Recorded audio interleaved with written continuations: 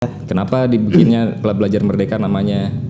Karena tujuannya untuk mencoba memerdekakan secara pemikiran di lingkungan sekitar yang terdekat atau bisa juga berimpact dengan harapannya berimpact bisa lingkungan yang lebih jauh. Selatan berisik, semakin berisik, semakin asik. Welcome back to my YouTube channel Selatan Berisik Semakin Berisik. Semakin asik. Oke, saya kedatangan Adoni nih, seorang founder Klub Belajar Merdeka. Dan dulunya saya kenal as a musician. Tapi sekarang kenapa bikin Klub Belajar Merdeka? Nah kan sekarang sibuk apa dulu? Sibuk dagang kopi. Oh ya, selain itu juga beliau tukang kopi. Tukang kopi di mana itu? Di Huemai Baltos. Oh, Huemai Baltos. Kalau itu beneran kedai kopi ya? Itu kedai kopi. Kedai kopi. Oh, tidak banyak beragam macam menu gitu? Ya, kita hanya jualan seduhan kopi dan beans. Beans. Roasterinya? Roasternya di rumah.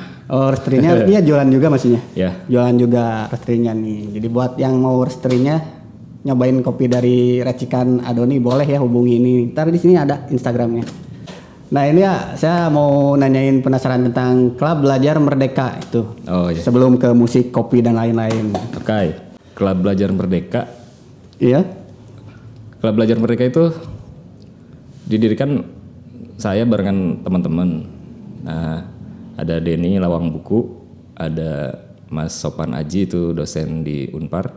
Ya. Ada Mas Ojel. Seorang musisi juga. Sebagai musisi dan penulis. Penulis ya. Ya, udah terbitin beberapa novel lah ya Ojel. Itu berempat nih. Oh berempat. Dari obrolan kopi di kedai. Kedai yang di Baltos itu. Kan pada ngumpul di sana. Nah sering ngobrol-ngobrol akhirnya terlintas ide untuk membuat sesuatu di situ. Nah basically tadinya awalnya kita akan bikin klub bacanya Pram. Saya sama Kang Denny Lawang ya. Denny Lawang Buku ya? Buku ya Lawang Buku. Nah karena kita sama-sama penggemar Pram lah ya. Iya. Nah dalam perkembangannya ternyata di situ ada Mas Opan juga sebagai aktivis literasi dan teater. Terus ada Kang Ojel juga yang memang kesehariannya dia menulis. Nah akhirnya berkembang lah, tidak hanya membahas Pram tapi membahas sastra dan sejarah lainnya. Dari situlah akhirnya dibuatlah satu semacam organisasi tidak berbentuk. Tidak berbentuk jadi asa ugal-ugalan gitu maksudnya. Dibikinlah penamaan untuk ya. kelompok kita namanya Klub Belajar Merdeka. Identitas biar kelihatan aja gitu lah. Kenapa dibikinnya Klub Belajar Merdeka namanya? Karena tujuannya untuk mencoba memerdekakan secara pemikiran di lingkungan sekitar yang terdekat atau bisa juga berimpact dengan harapannya berimpact bisa lingkungan yang lebih jauh. Oh, gitu. Tidak ada sekatnya? Ya. Kan awalnya emang namanya Klub Baca Pram, jadi bisa ada sekat itu mah. Jadi diganti jadi Klub Belajar Merdeka. Okay. Jadi di sana mempelajari cara-cara kita berpikir merdeka. Merdeka ya, bebas ya. Ini bukan satu kampus karena Ojel itu. Ada yang satu kampus atau gimana? Kita bertiga satu kampus. Saya Ojel sama Opan. Dulu sastra juga? Sastra. Cuman beda angkatan. Saya angkatan yang paling muda. Ojel yang paling tua. Duluan. Beda 5 tahun lah sama Ojel teh. Beda 5 tahun. Terus ada satu lagi Kang Denny Lawang. Kang Denny Lawang ini punya publishing dan toko buku antik. Toko buku antik. Itu emang offline-nya ada juga. Ada. Di mana itu? Toko bukunya di Perpustakaan Haji Prosidi di Jalan Garut. Jalan Garut, ya. Bandung ya, Garut Bandung. Oke. Itu daerah mana Kang? Saya mah kurang apa. Laswi. Oh, Laswi, daerah Laswi. Jalan Laswi deket rel. Rel eta we kereta BCH nya. Ya, belakangnya. Belakang BCH ya. Oh. Nah, ini kenapa tertarik membuat Klub Belajar Merdeka? Kan anak-anak Z generasi milenial sekarang agak kurang tertarik untuk membaca buku gitu. Itu tujuannya. Ya, itu tujuannya. Tujuannya. Jadi kan si kedai kopi saya itu di tempat yang sangat umum dan orang-orang sangat random. Kebetulan tuh di situ ada travel yang jurusan Jatinangor. Iya, Jatinangor. Nah, jadi kan banyak mahasiswa yang lewat tuh. Iya. Banyak milenial yang mampir ya. Lewat gitu. Nah, kebetulan juga saya senang baca lah ya. Iya. Senang baca karena Denny Lawang udah jelas lah ada mah tukang maca. Gitu. Dan penulis lagu juga jadi nggak biasa nulis oge gitu Kang Adoni ini. Nah, keidean di warung kopi itu gimana caranya kita bisa berkomunikasi dengan baik, dengan lebih baik ke generasi yang sekarang, milenial ini. Saya ada sarananya buku, kebetulan ada bogana eta hungkul. Iya. Nah, Denny Lawang pun begitu. Alat perangnya eta nya. Opan pun begitu senang baca. Ojel juga senang baca ya. Akhirnya kita display buku lah di situ. Oke. Nah, ternyata dari situ terutama terkait ke buku-buku pram ya dan buku-buku masalah ideologi sejarah. Banyak menarik generasi muda untuk jadi penasaran. Jadi penasaran ya. Kang ieu teh naonnya? Kang ieu teh naonnya? Nah, ieu teh sejarah Bandungnya di dianya. Iya benar. Oh, Ojel teh nulis buku sejarah Bandung kan? Buku sejarah Bandung yang Bandung waktu itu ya. Iya. Itu Bandung waktu itu memang. Ieu teh cerita tentang Bandungnya. Nah, terus ada Denny juga ngasih buku kumpulan foto-foto Bandung zaman dulu. Nah, itu teh manfaat juga ke konsumen saya yang datang dari luar kota. Karena nu narek travel teh kan. Ya. Anu ti Cikampek, ti Purwakarta, Bogor, Jakarta, Cirebon gitu. Oh, benar-benar enak benar itu ya. Begitu datang, Kang eta teh foto Bandung. Nya, di foto Bandung. Ningali cikan ningali. Wah, Bandung teh ternyata kieu nya baheula teh. Keren benar ya. Nah, akhirnya kita bisa berkomunikasi dengan lebih baik sama konsumen gitu. Nah, itu ada engagement lah ya. Engagement dapat ya. Nah, itu pernah nggak ada yang usia range-nya dari anak-anak SMA sampai yang nongkrong? Iya. Wah, itu mah dari angkatan di atas saya sampai angkatan yang sekarang masih SMA juga ada. Ada? Oke. Yang nongkrong ya? Tidak terbatas ya? Enggak, kita enggak ada terbatas. Ya maksudnya kan tadi lebih ke ideologis dan sejarah. Kalau misalkan yang suka baca buku yang lain gimana? Kalau untuk ikutan ke situ? Enggak apa-apa. Enggak apa-apa? Enggak apa-apa. Kemarin kita berpuisi juga, sering berpuisi. Terus ada perform pantomim juga. Ada bedah buku, diskusi. Terus ada naon disebutnya teh mun maca teh tadarusan. Tadarusan buku pram, novel pram. Nah, itu dibaca keliling gitu.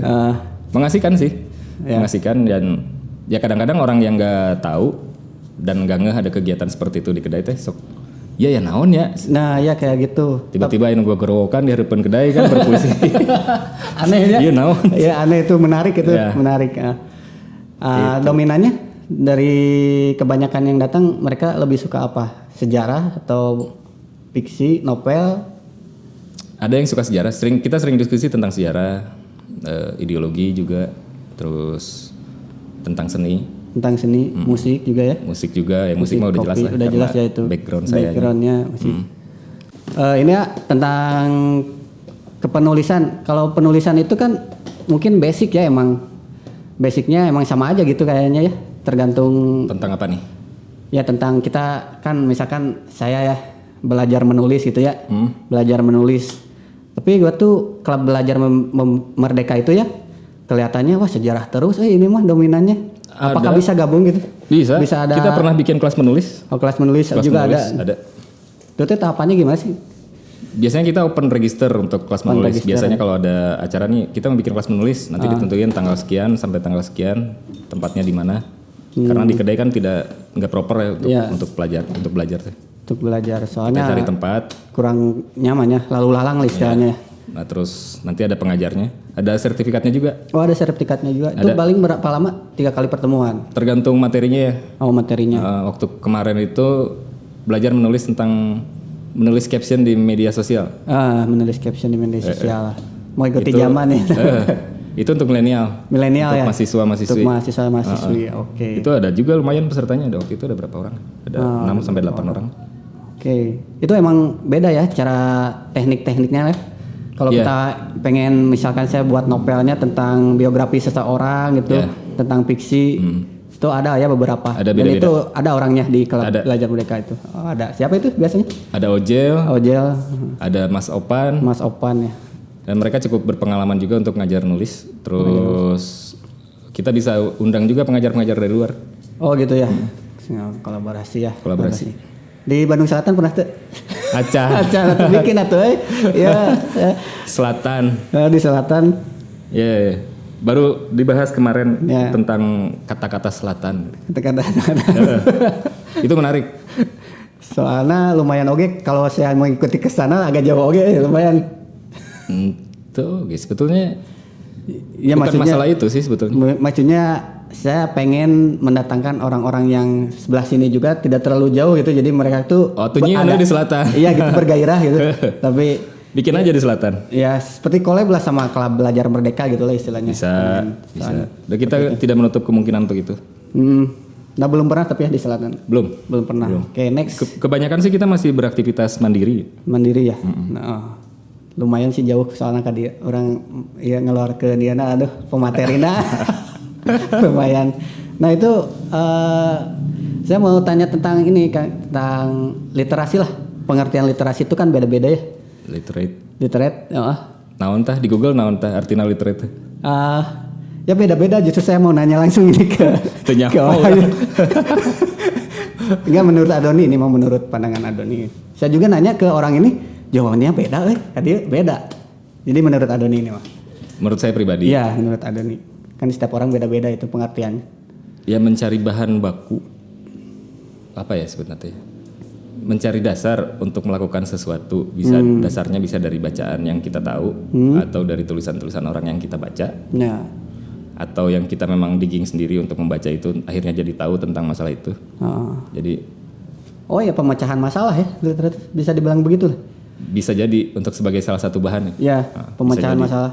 Soalnya kalau saya baca ya pemecahan masalah lah. Seseorang yang sudah bisa memecahkan masalah katanya. Well literated. Kayak gitu. Dia banyak referensi untuk itu. Nah gitu. Banyak referensi untuk memecahkan masalah ya. Sepertinya seperti itu. Kurang lebih lah nya. Soalnya beda-beda. Saya nanya ke beberapa orang Oh gitu. Jawabannya nol aja. Beda-beda orang tuh. Nol aja. Ada beberapa yaitu yang memecahkan masalah, terus apa lagi ya? Pokoknya beda-beda lah. Saya nggak terlalu memperhatikan karena saya punya jawaban sendiri juga gitu. Kalau saya itu ya jadi sebuah pendewasaan seorang yang bisa memecahkan masalah gitu. Dengan dasar yang pasti. Ya, dengan dasar ya itu yang suka dari suka menulis sama membaca itulah. Itu sebagai awal. Iya, menulis dan membaca itu. Iya, basicnya itu. Awalnya. Nah, ketika well literated itu ketika sudah banyak referensinya. Dan ketika dia menghadapi masalah yang spesifik, dia bisa balik ke referensi itu untuk memecahkan masalah itu. Nah, itu. Kalau itu misalkan kita well literated ya udah banyak referensi. Itu terstuck satu genre buku enggak? Enggak lah. Enggak ya, harus semua ya. Tergantung orangnya. Iya benar. Ada yang hobinya hanya novel aja gitu. Kayak gitu. Novel kan kebagi juga, ada novel fiksi, ada non fiksi gitu. Kalau sekarang misalkan saya suka baca naon we anu dibaca gitu. Itu naon? Itu akan menjadi ini enggak? Ya enggak apa-apa lah. Rancu gitu. Enggak juga. Oh, enggak juga. Bagus-bagus aja nambah wawasan. Nambah wawasan. Dan jangan membatasi justru kalau menurut saya. Membatasi ya. Nah, sekarang tuh saya tuh pengen tahu tentang sastra juga kan. Orang tengah arti sastra. Justru itu saya menanyakan dari Klub Belajar Membaca. Nah mungkin itulah kayaknya nyen workshopna lah nyen workshopna di dia tentang sastra nu karya itu orang yang bener-bener paham gitu naon sastra teh naon literasi teh naon sebenarnya saya bener-bener nggak tahu makanya ngundang Klub Belajar Merdeka nih. Kenapa harus menyukai bukan harus ya kenapa menyukai sosok Pram dan sedikit penjelasan tentang sastra lah. Ini mah penjelasan pribadi ya. Iya. Bukan penjelasan yang umum. Bukan yang struktur pendidikan jelaskan gitu. Ya. Jadi kalau menurut saya pribadi, sastra itu cara orang mengkomunikasikan kebudayaannya di zamannya. Di zamannya. Ya. Jadi dengan sastra orang bisa memperkenalkan apa yang mereka punya ke orang lain yang berbeda kebudayaan. Berbeda kebudayaan tambah ke generasi baru ya? Bisa jadi regenerasi. Regenerasi bisa jadi gitu. Nah, terkait kenapa saya suka Pram? Pram itu adalah penulis yang bisa menggambarkan kebudayaannya di zamannya. Baik itu politik atau teknologi atau apapun yang terjadi di zamannya. Ke generasi berikutnya dengan tulisannya dengan detail dan membuat orang tergugah untuk membuat kembali sesuatu itu. Membuat kembali itu. Dengan yang lebih baik. Nah musik mah di recover aja, recycle. Ya bisa jadi. Atau di perkembangan progresifkan. Bisa jadi di alusan gitu. Di alusan ya. Tambah ini menarik. Dan ya. sangat progresif. Progresif ya. Tapi itu padahal nulisnya zaman kapan ya? Dia tuh melakukan penulisan di awal 40-an. 40-an. Awal 40-an, terus produktifnya dari tahun 60-an sampai tahun 80-an. 60 80. Buku tulisan dia yang terbitkan terakhir itu tentang Jalan Raya Pos. Itu tahun 2000-an kalau nggak salah. Genre pos. Jalan Raya Pos. Jalan Pos. Dendels. Trans Jawa lah munayana mah. Oh, Trans Jawa. Trans Jawanya zaman eta. Tapi yang cukup dikenal anak-anak muda itu Bumi Manusia tuh. Oh iya, itu karena difilmkan. Oh, karena difilmkan ya. Itu Bumi Manusia itu bagian dari tetralogi Buru. Jadi Pram ceritanya nulisnya ketika di penjara di Pulau Buru sebagai tahanan politik. Tahanan politik karena sering menulis atau sering kritik politik, pemerintah. Waktu itu lebih karena dia anggota Lekra. Oh, Lekra itu apa ya? Lembaga Kebudayaan Rakyat. Oh, lembaga. Itu under baunya PKI. Under baunya. Oh. Jadi disangka melawan pemerintah ya? Nah, masalah itu saya kurang paham, masalah melawan atau tidak. Tapi pengakuan dia tidak melawan pemerintah. Oh. Dia mengkritik. Cuman mengkritik. Ya. Ya, kan pemerintah. Tapi masalah penahanannya apakah karena melawan atau tidak atau dianggap melawan mungkin. Dianggap melawan kayaknya karena kritik ya, mengkritik pemerintah. Nah. Tapi kalau baca tulisannya memang menarik Oh, menarik? Menarik. Oh, perlu saya. Udah berapa buku yang ditulisnya?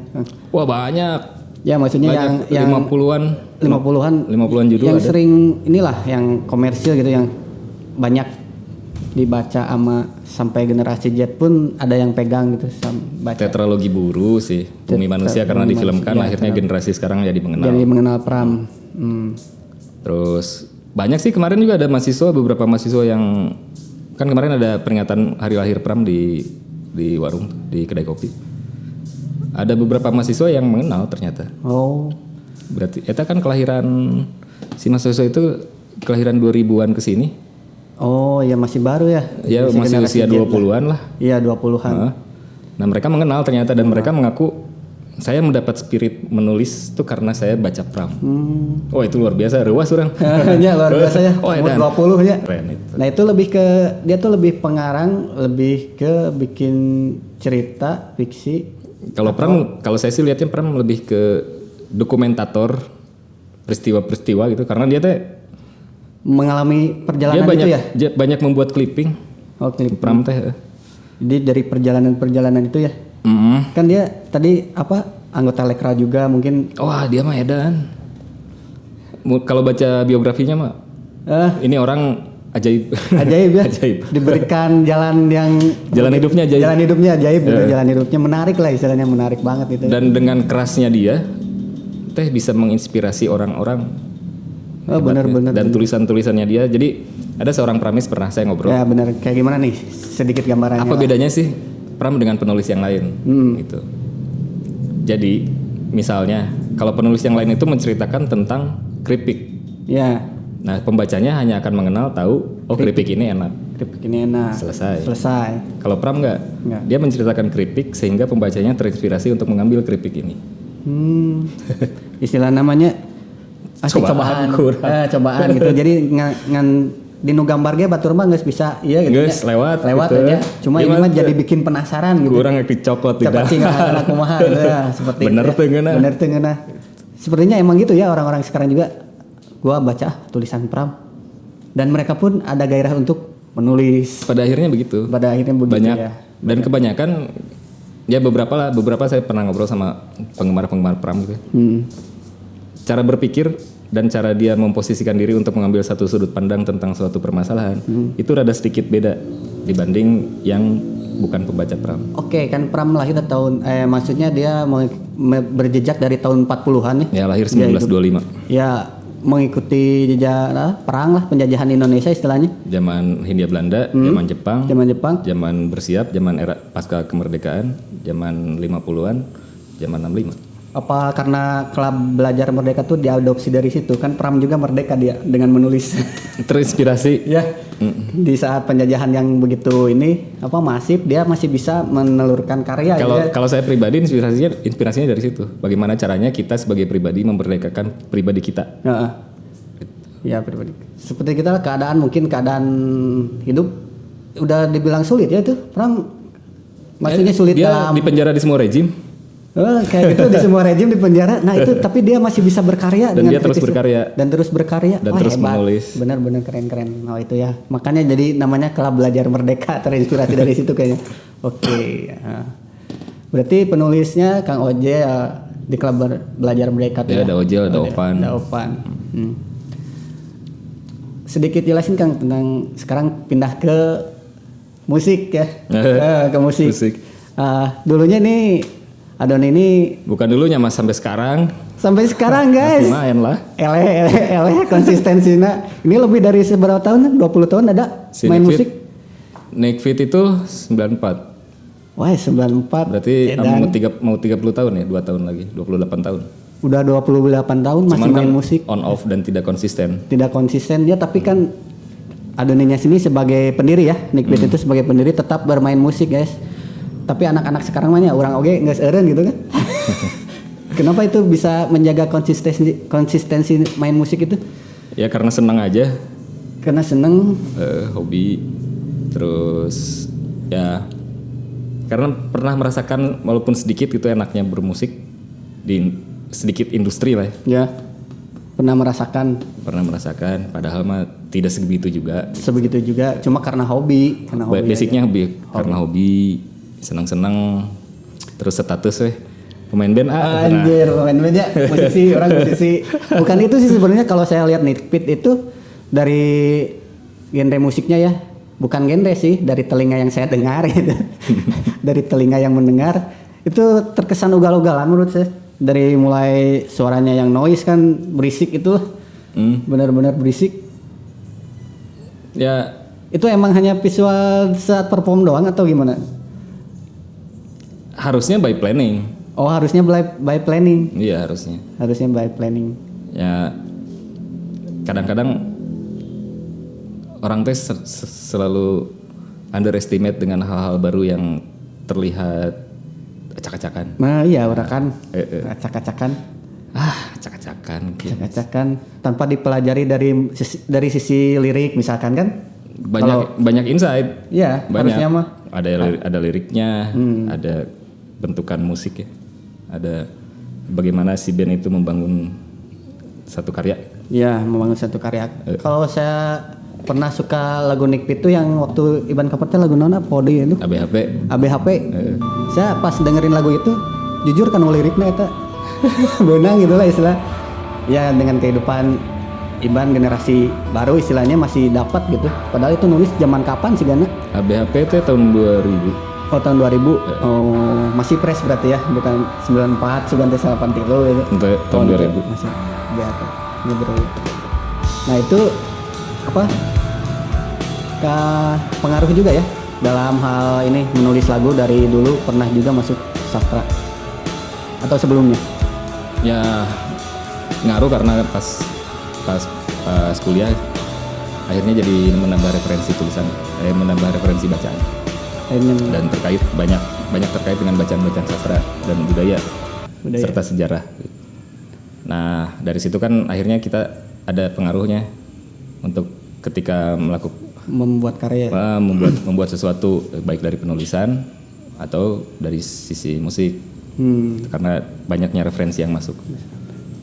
Soalnya lumayan oge kayak roda-roda gila nu anyar oge kan. Lirik-liriknya roda-roda gila lebih muda lagi itu 2017. Iya, lebih mudah. Kalian dengerin Nick Fit Noise ya, ntar saya share di Instagram Selatan Berisik, ada beberapa saya lebih emang menarik di lirik kan. Oh gitu. Saya lebih suka di lirik-liriknya. Mana tenyahonya? Ada satu lagu yang tidak pernah terpublish. Oh, tapi nggak direkam. Di volume 3. Volume 3 itu rilis 2015. Judulnya Balada Penjaga Api.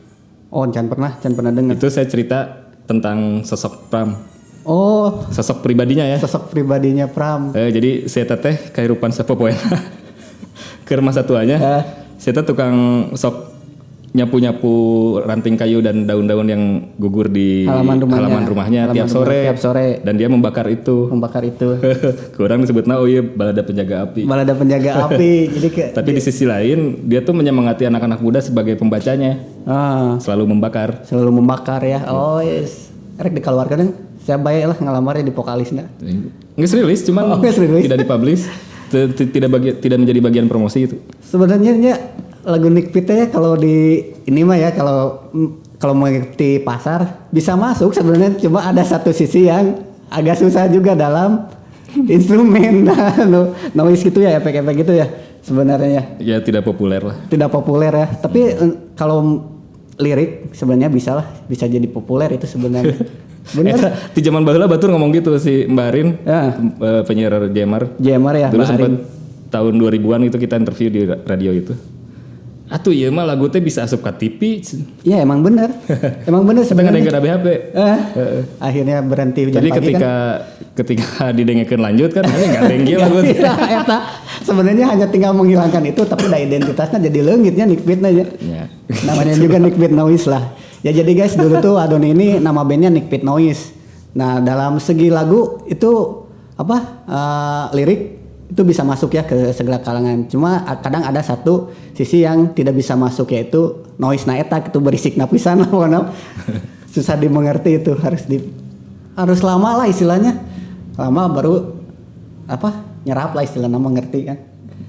Ya tergantung sih.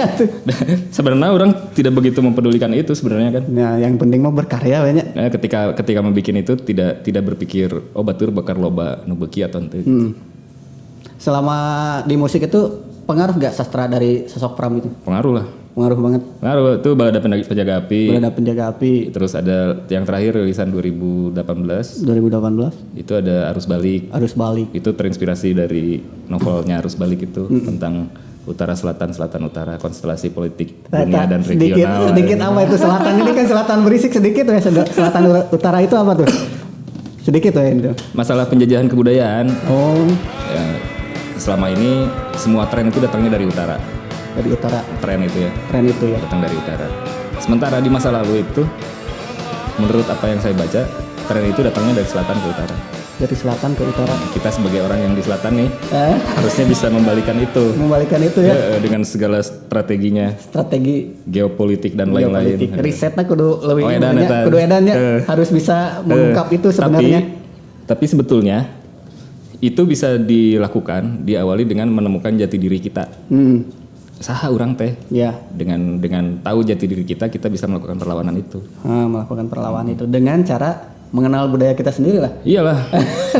Nah dengan cara mengenal budaya kita sendiri udah agak mageran ya. Nama wifi, kuota itu. Ya, Mobile Legend ya masih game online yang memacu rebahan sampai 25 jam kayaknya. Oh itu ya kita bisa sebenarnya cuma harusnya bisa.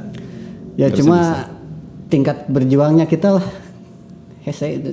Ya yang harus dirubah pertama ya cara kita berpikir.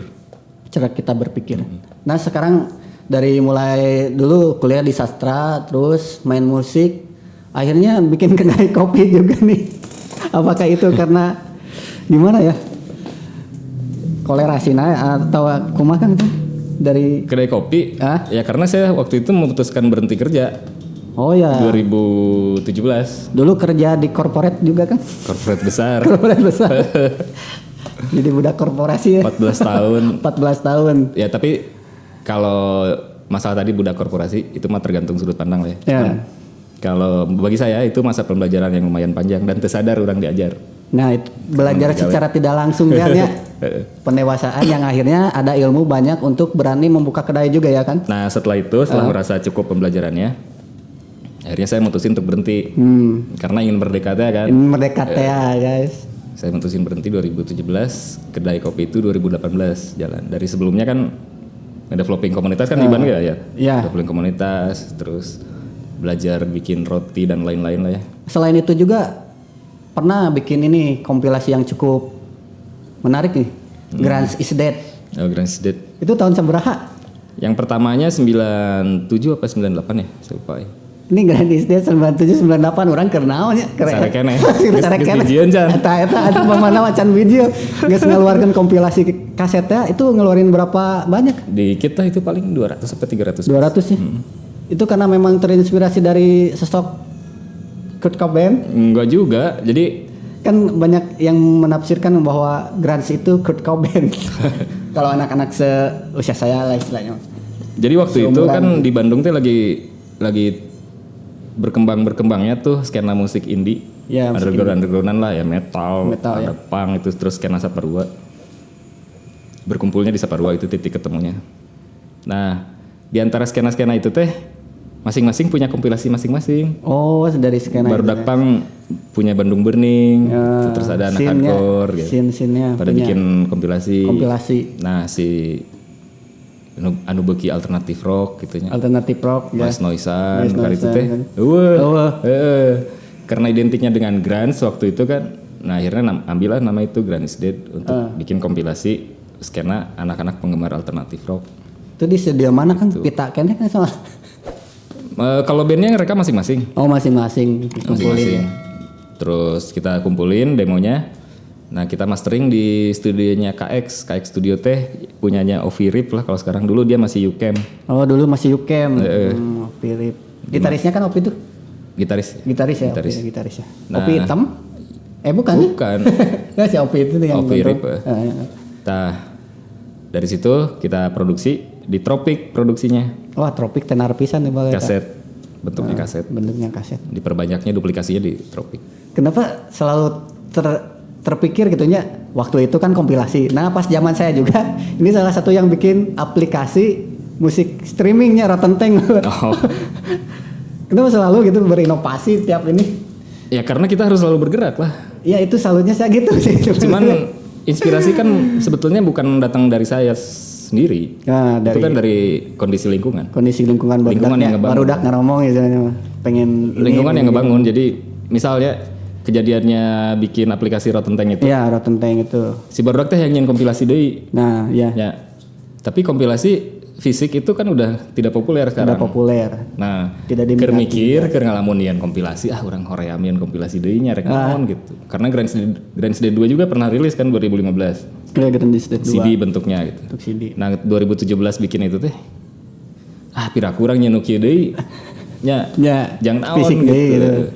Dan tidak akan bisa menyebar luas ya. Menyebar secara luas ya, paling di kalangan teman-teman aja.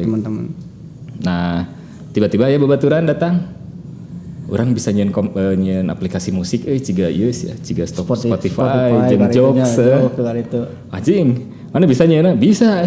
Kayak siapa? Cikan orang minta sampelna si Salman. Kayak Salman. Kala kalau nyen lah saya balik ka imahna kan, seminggu kemudian datang lagi, tah mana buka ieu aplikasina ngaranna Rotten Tank. Anjing cai gitu. Buka. Anjing bisa aja.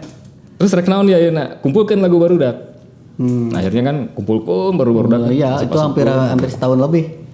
Ya setahun lebih. Setahun dan mulai semangatnya pudar lagi ya biasa. Mengkompilasi 600 band ya. 700 lagu dengan 100-an band atau hampir 200 lah itu. 200. Dan bandnya tiba-tiba lintas negara Iya. Ada dari Singapura, Malaysia, Brunei, Thailand, aya nu ti Jepang, aya nu ti Kuba. Menarik di Kuba. Australia, ada Selandia Baru. Edanya. Itu tidak diteruskan karena hal itu bukan duit. Nggak maintenance-nya ya, lumayan. Maintenance-nya lumayan. Karena kita nggak mau ada AdSense kan waktu itu. Nggak mau ada AdSense. Supaya pendengar tidak terganggu lah. Pendengar tidak terganggu, jadi kayak AdSense pas AdSense jadi aya iklan lagu komersial teh nih. Dangdut. Istilahnya mah gambaran kecilnya gitulah, nggak mau. Loba gaya we tama kita. Bung aya AdSense pas giliran kudu ngeluarkeun duit anjing duit nabe. Nah, gitu, bener. Padahal tapi bahaya juga sih emang AdSense juga, jadi merusak identitas awal. Oke, nah ini ya kan tadi udah ngebahas tentang sastra, literasi, musik, dan ternyata Adoni ini tukang kopi ya. Kedai kopinya namanya Huemai ya. Huemai Bandung. Huemai Bandung. Tapi artinya dari Who am I? Awalnya Who am I. Terus saya teh sok-sokan hayang dihijikeun teh jadi Humei. Nah, akhirnya ada cocok logi nih. Cocok logi di bahasa Cina, Tionghoa sederhana. Who am I? Who am I itu artinya apa? Mau beli produk saya. Jadi kalau harfiahnya mah belianlah kopi orang ya. Oh, seperti itu ya. Dan mungkin karena nama itu ya jadi kuat ya, lumayan geus genep tahun di 5 tahun. tahun kelima ini. Teteh di blok Sebriji ya, lantai Sebriji main? Di lantai dasar 1, blok Lantai P01, sebelah barisan travel. Travel. Ujung pisan aja. Ya kalau masuk Baltos langsung ke sayap yang kanan. Sayap yang kanan masuk lurus lain sayap kanan. Terus ke kiri turun ke bawah, nah dekat situ. Oh, di bawah lantai 1 itu? D1. D1. Nah, di situ guys, jadi di situ juga suka ada workshop Kelas Belajar Merdeka ya. Ya, kita bikin ngobrol-ngobrol bedah buku tentang literasi, pokoknya selalu membuat pergerakan lah. Karena harus selalu bergerak. Oke, nah tadi kan sastra, musik udah, kopi, literasi. Nah ini tentang kopinya nih. Kenapa tertarik di kopi gitu? Emang ada basic? Kalau saya dulu Adoni ini jago pisan atau bikin rotinya gitu. Jauh ya? Apa ada juga itu basicnya? Jadi cita-citanya tuh pas berhenti kerja itu pengen punya usaha. Nah usahanya tuh pengen kopi dan roti. Kopi dan roti. Nah knowledge pertama yang dipelajarin itu tentang roti. Karena saya pernah wirausaha juga di bidang roti tahun 2000-an awal. Ya.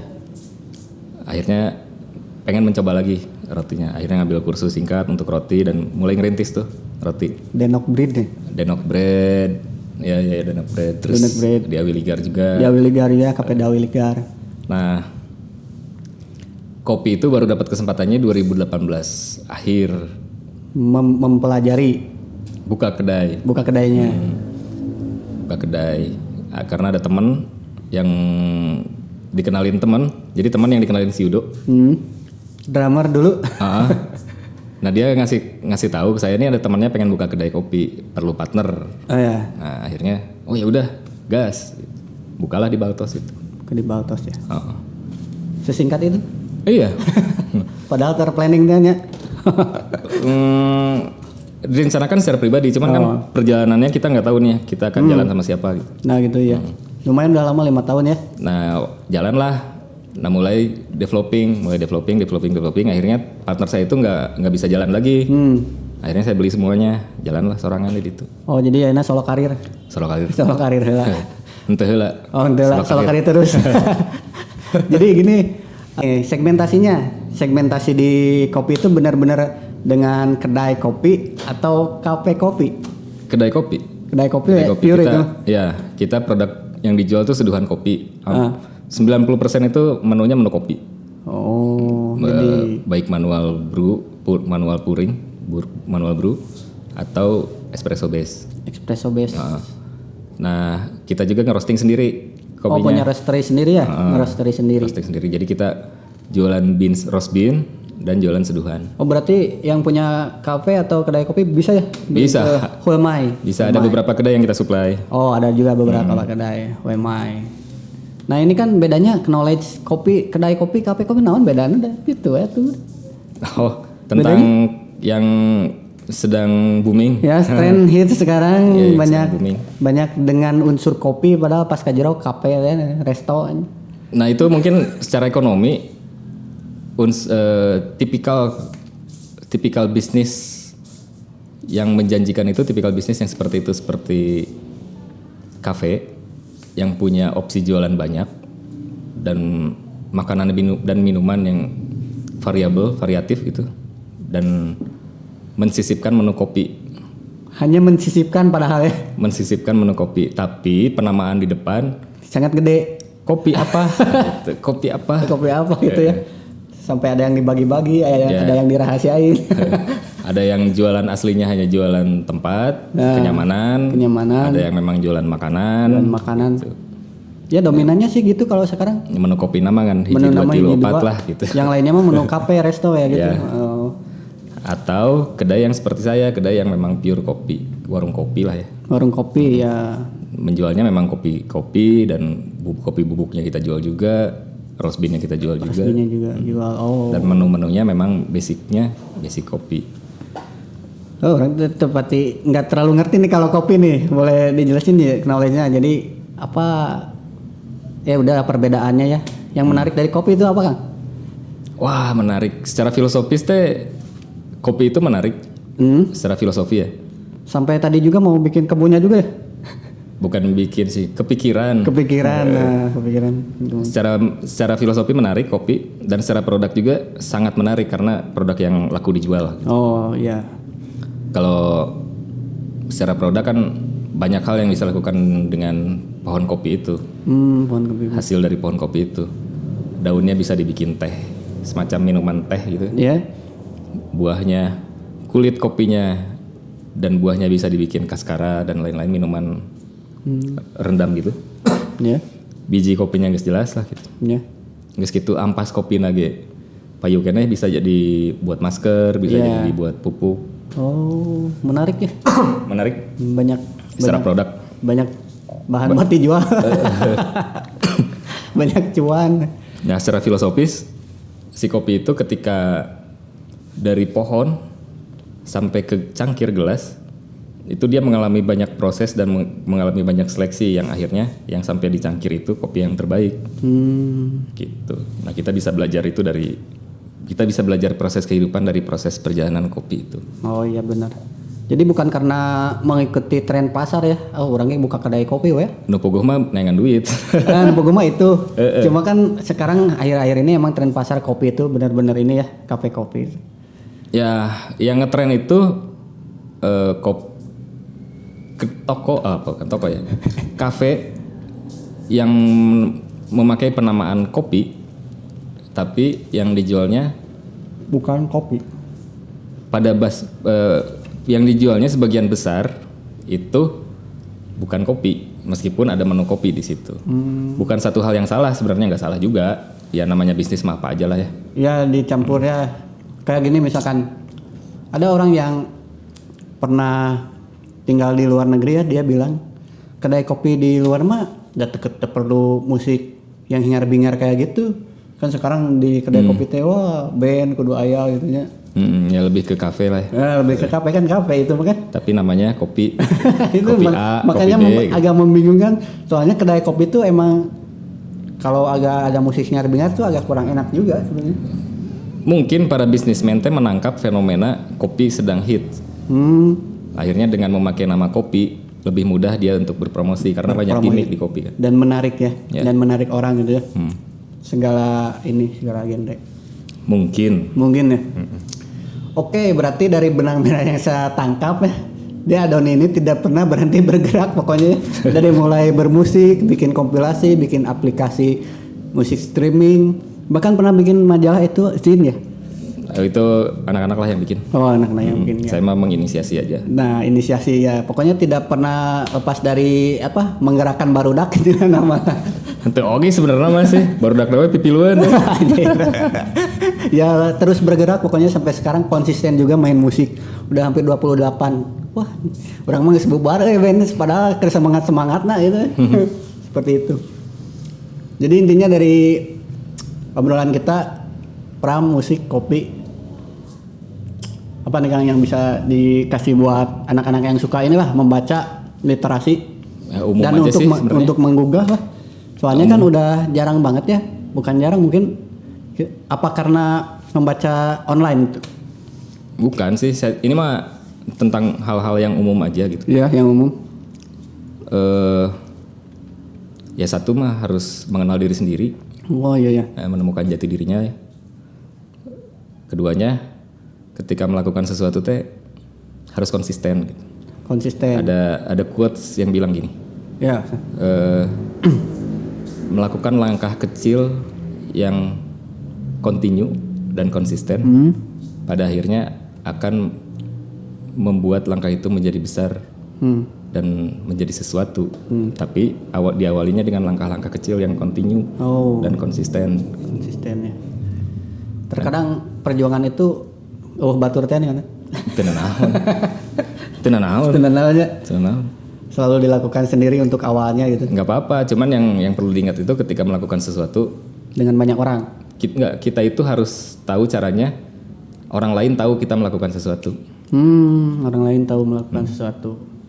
Iban bikin podcast. Ya bikin podcast. Sekarang lagi resep ini misalkan. Sosoranganan batur kadang. Ya raya apa tuh ditulis kadang sok. Kumaha carana batur daek nonton podcast Iban. Nah itu. Karena Iban gak ada yang bantu promosi. Iya kayak gitu. Saya jadi market now kayak gitu. Mempublish di mana-mana gitu. Gitu. Mempublish di mana-mana. Tenan naon kan sorangan? Tenan naon sih sebenarnya. Cuma kadang ada orangnya. Nah mana cacapean sesoranganan. Tenan naon ada orang resep. Bener ya. Bener itu tadi kata Adoni juga, jangan pernah memikirkan apa yang tidak kita sanggup ya. Apa yang kita dengar maksudnya. Jangan pernah terlalu banyak memikirkan apa yang kita dengar lah. Jadi diri sendiri intinya ya. Jadi diri sendiri, mengenali Kuncinya diri, mah itu sih. mengenali diri sendiri ya. Biar kita bisa konsisten. Oke, masih kene banyak. Sebenarnya saya ngundang deing lah. Sebulan sekali mah ngobrol. Kayaknya saya nu mobile ka ditu. Boleh. Ke kedai ya. Insya Allah ya. Boleh. Terima kasih banget udah Siap. datang di sini menjelaskan Klub Belajar Sami-sami. Merdeka. Jauh-jauh dari rumahnya di mana kan Kak Aina? Rumah Jalan Jurang. Jalan Jurang. Oh, di Jalan Jurang tuh dekat ini Cipaganti. Sukajadi Cipaganti. Sukajadi Cipaganti ya. Lumayan jauh guys ya. Jadi pengorbanan effort ke sini tuh perbatasan Soreang Banjaran ya teh apa namanya? Soreang Ciwidey. Soreang Ciwidey maksudnya itu lumayan jauh guys. Jadi gitu ya, saya juga banyak menangkap apa itu literasi, sastra dan musik, pelajaran tentang kopi juga. Tapi kayaknya nggak cukup cuma satu part, kita undang lagi atau saya main ke kedainya. Oke, terima kasih Kang. Jangan lupa like, subscribe, and comment di channel YouTube-nya Selatan Berisik Semakin Berisik. Semakin asik. Oke, bye. Thank you.